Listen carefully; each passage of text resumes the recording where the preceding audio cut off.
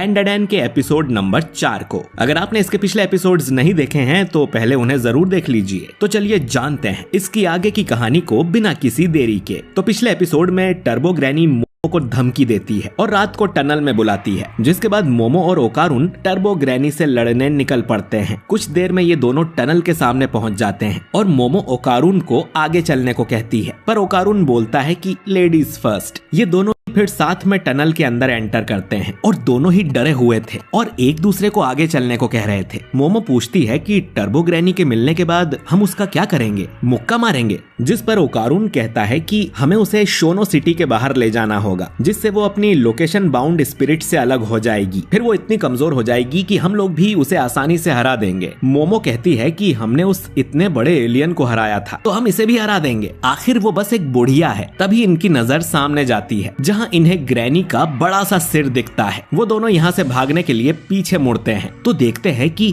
दूसरी तरफ भी ग्रैनी की मुंडी थी और इन्हें दोनों तरफ से घेर लिया था। ग्रैनी अब इनके करीब आने लगती है तो मोमो अपने बैग से कुछ बेसबॉल बैट्स निकालकर उसकी तरफ फेंकती है, लेकिन ग्रैनी अपनी आंखों से ही उन बैट्स को खा जाती है। ओकारुन अब मोमो से कहता है कि वो उसके कर्ज को आजाद कर दे ताकि वो इस ग्रैनी से लड़ पाए। मोमो ऐसा ही करती है, जिससे ओकारुन अपने मॉन्स्टर वाले रूप में ट्रांसफॉर्म हो जाता है और इस रूप में वो हमेशा ही मनहूसियत की बातें करता है, जैसे कि मैं तो आज पक्का मर जाऊंगा। ओकारुन अब ग्रैनी की तरफ बढ़ने लगता है, पर अचानक ही वो वापस इंसान बन जाता है। मोमो को समझ नहीं आता कि ये कैसे हुआ। उसे ओकारुन के अंदर वो भूत वाला ऑरा भी नहीं दिख रहा था। अब टर्बो ग्रैनी कहती है कि मैंने उसका केला लौटा दिया है, जिससे उसके अंदर अब कोई भी कर्स नहीं है। उसे लगा नहीं था कि ओकारुन उसकी पावर से ट्रांसफॉर्म हो जाएगा, लेकिन अब वो अपनी कर्स पावर इन्हें यूज नहीं करने देगी और दोनों को कच्चा चबा जाएगी। ग्रैनी के दोनों सिर अब उन्हें खाने आगे बढ़ते हैं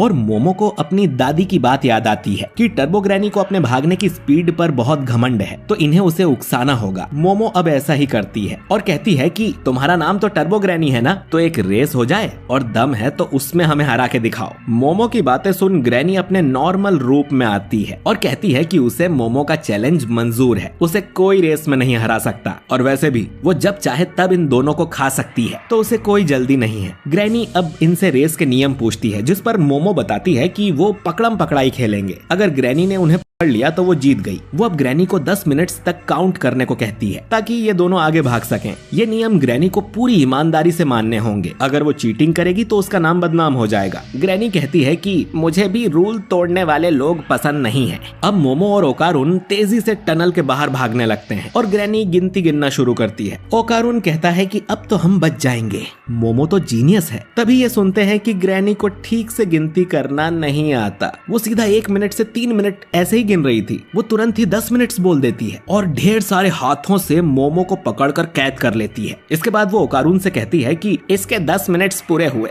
अब तुम्हारी बारी है, और वो फिर से 10 मिनट्स तक गिनने लगती है। ओकारुन कहता है कि वो गिनती करने में चीटिंग कर रही है और नियम का पालन नहीं कर रही, जिस पर ग्रैनी बोलती है कि तुमने 10 मिनट्स तक गिनने को बोला था, पर कैसे गिनना है ये नहीं बोला। वो फिर से तुरंत 10 मिनट्स तक पहुंच जाती है और ओकारुन को भी पकड़ने लगती है। मरता क्या ना करता, तो जान बचाने के लिए ओकारुन ग्रैनी की छाती पर काट लेता है, जिससे उसे बहुत दर्द होता है। ओकारुन ग्रैनी को छोड़ने का नाम ही नहीं लेता। ग्रैनी को भी समझ नहीं आता कि वो ओकारुन को अपने से दूर क्यों नहीं कर पा रही। वो समझ जाती है कि ये ओकारुन के कपड़ों की वजह से हो रहा है, तो वो वापस भूत बनकर ओकारुन को पजेस कर लेती है और उसके कपड़े फाड़ देती है। ग्रैनी पूछती है कि तुम किसी जादूगर के रिश्तेदार तो नहीं हो ना। वो अब फिर से मोमो को खाने आगे बढ़ने लगती है, लेकिन उसे अचानक ही ऐसा फील होता है जैसे कोई उसे अपने हाथों से दबा रहा हो। ये मोमो कर रही थी, जो भले ही देख नहीं सकती लेकिन ग्रैनी का ऑरा महसूस कर सकती है, और वो अपने हाथों से उसको दबा देती है और उसे ओकारुन के शरीर में ही सील कर देती है और ओकारुन भी मोमो को आजाद कर लेता है। मोमो ग्रैनी से कहती है कि हमने तुम्हें पकड़ लिया है बुढ़िया, अब हम तुम्हें टॉर्चर करेंगे। पर तभी दीवार तोड़ के इनके सामने एक बड़ा सा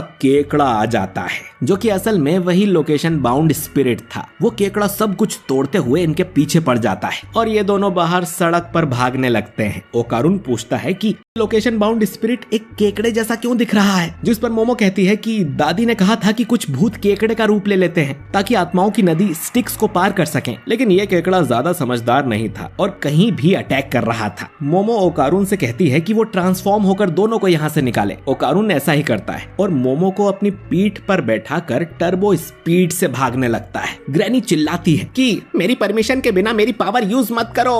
ओकारुन अब भागते हुए पहाड़ी से ही कूद जाता है और पैरों को हेलीकॉप्टर की तरह घुमाकर आराम से लैंडिंग करने लगता है, पर तुरंत ही थक जाता है और दोनों शहर में जा गिरते हैं। वो केकड़ा भी इनके पीछे यहाँ आ जाता है और मोमो नोटिस करती है कि उस केकड़े पर ढेर सारे इंसानी चेहरे बने हुए थे। ओकारुन फिर से मोमो को उठाकर भागने लगता है और आम जनता उन्हें देखकर हंस रही थी क्योंकि वो लोग केकड़े को नहीं देख पा रहे थे, जिससे मोमो को काफी शर्म आती है और ये सीन मांगा में बेटर था। खैर, ओकारुन थक गया था और वो फिर से टर्बो मोड में जाए तो भी ये लोग शहर से बाहर नहीं निकल पाएंगे और वो केकड़ा जरूर खा लेगा। मोमो अब ओकारुन को एक बिल्डिंग में जाने को बोलती है कि शायद इतनी छोटी जगह में वो केकड़ा नहीं आ पाएगा, लेकिन वो फिर भी सब तोड़ते हुए अंदर आ जाता है और आम लोगों को लगता है कि बिल्डिंग में धमाका हो गया है। केकड़ा अब एक पूल वाली जगह में आकर रुक जाता है। मोमो कहती है कि ये एक हॉट स्प्रिंग वाली जगह है और वो अपनी पावर से गर्म पानी के पाइप को तोड़कर केकड़े को नहला देती है। गर्म पानी से केकड़े का पूरा शरीर सुन्न पड़ जाता है और वो लाल होकर रुक जाता है, जैसे उसे गर्म पानी में उबाल दिया गया हो। ये दोनों अब शहर से बाहर निकलने लगते हैं, लेकिन रास्ते में इन्हें ढेर सारे ज़ॉम्बीज जैसे लोग दिखते हैं जो कि इनके पीछे लग जाते हैं। टर्बो ग्रैनी कहती है कि शहर के आखिर में एक बड़ा सा कब्रिस्तान है और उसने वहां आराम कर रहे भूतों से थोड़ी मदद मांगी है जो कि इंसानों के शरीर में घुसकर इनका पीछा कर रहे हैं। शोनो सिटी ग्रैनी का इलाका है और उन भूतों को उसकी बात सुननी पड़ती है। फिर इनके सामने केकड़ा भी आ जाता है और अब इनका बाहर निकलना नामुमकिन लग रहा था। मोमो अब ओकारुन को टर्बो मोड में भागने को बोलती है, हालांकि उससे भी ये लोग सिटी के बाहर नहीं जा पाएंगे, पर मोमो के कहने पर ओकारुन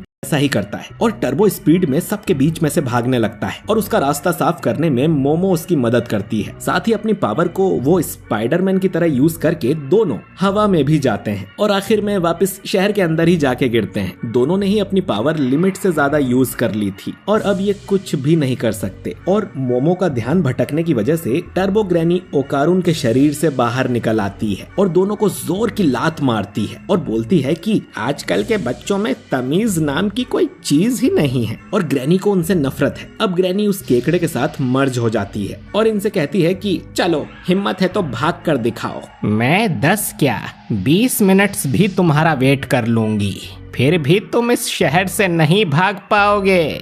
मोमो कहती है कि उसे बस 1 सेकंड चाहिए और इतना कहकर वो अपने ऊपर से गुजर रही ट्रेन को पकड़ लेती है और ओकारुन के साथ उसके ऊपर बैठ जाती है। टर्बो ग्रैनी की स्पीड 100 किलोमीटर प्रति घंटा थी और इस ट्रेन की 120 किलोमीटर पर आवर, लेकिन ग्रैनी तुरंत ही इन तक पहुंच गई थी क्योंकि ट्रेन हमेशा फुल स्पीड पर नहीं भागती, पर ग्रैनी भाग सकती है। लेकिन मोमो अब अपनी पावर से ग्रैनी को पकड़ लेती है। में इन्होंने ट्रेन की पटरी पर ही ग्रैनी के लिए जाल बिछाया हुआ था और मोमो की दादी सेइको इनका शहर के बाहर वेट कर रही थी और उसने पटरी पर ढेर सारे तालिस्मान लगा दिए थे। अब जैसे ही ये लोग शोनो सिटी के बाहर आते हैं तो टर्बो ग्रैनी और उस केकड़े वाली स्पिरिट का एग्जॉर्सिज्म होने लगता है। मोमो देखती है कि उस स्पिरिट में से ढेर सारी लड़कियों की आत्माएं निकलती हैं जो अब तक उस लोकेशन बाउंड स्पिरिट में कैद थी। स्टेशन आते ही मोमो ओकारुन के साथ ट्रेन से उतर जाती है और उन्होंने टर्बो ग्रैनी और उस केकड़े वाली स्पिरिट दोनों का खात्मा कर दिया था। इसके बाद ये लोग उसी टनल पर फूल चढ़ाने जाते हैं। सेइको बताती है कि ये टनल एक क्राइम करने की जगह हुआ करती थी जहां छोटी लड़कियों को लाकर उन्हें टॉर्चर किया जाता था और मारकर यहीं फेंक दिया जाता था। उन सब की आत्माओं से ही लोकेशन बाउंड स्पिरिट बना था और आज उन्हीं लड़कियों की आत्माओं को शांति मिल गई है। टर्बो ग्रैनी ऐसी जगहों पर जाती है जहाँ लड़कियों की आत्माएं भटक रही हो और वो उन्हें दिलासा देती है ताकि उनकी आत्मा को शांति मिल जाए, मगर आत्माओं को जिंदा लोगों से छेड़खानी नहीं करनी चाहिए। ठीक जैसा जिंदा लोगों को आत्माओं का मजाक नहीं उड़ाना चाहिए, उनके इलाके में घुसना बदसलूकी होती है। आत्माओं और जिंदा लोगों को इस नियम का पालन करना चाहिए कि दोनों एक दूसरे के इलाके में दखल ना दें। खैर, टर्बो ग्रैनी को मारने की खुशी में शाम को ये लोग पार्टी करते हैं जिसमें मोमो और उसकी दादी एक केकड़े के लिए लड़ने लगते हैं। ओकारुन को समझ नहीं आता कि आज जो हुआ उसके बाद ये लोग केकड़े कैसे खा सकती हैं। सेइको ओकारुन से पूछती है कि उसका केला तो वापस वापस मिल गया है ना, जरा मुझे दिखाओ। जिस पे ओकारुन कहता है कि पागल है क्या बुढ़िया, मेरा केला मेरे पास है और मैं किसी को नहीं दिखाऊंगा। दादी उसके पीछे पड़ जाती है तो वो मोमो से हेल्प मांगता है। मोमो तो केकड़ा चबाने में लगी थी और ओकारुन चिल्लाते हुए भागता है कि इस पूरे खानदान का दिमागी संतुलन हिला हुआ लगता है। खैर, ओकारुन इसके बाद मोमो को गुड बाय बोलकर अपने घर जाने लगता है। दोनों अब सोचने लगते हैं कि क्या ये उनका हमेशा के लिए गुड बाय था, इन्होंने गुड बाय क्यों बोला। लेकिन फिर मोमो ओकारुन को रोकते हुए कहती है कि कल स्कूल में मिलते हैं, जो सुन ओकारुन खुश हो जाता है और ये एपिसोड यहीं पर एंड हो जाता है। तो दोस्तों, टर्बो ग्रैनी और वो लोकेशन बाउंड स्पिरिट खत्म हो गए हैं और ओकारुन को उसका केला भी वापस मिल गया है। तो क्या कल से ये लोग वापस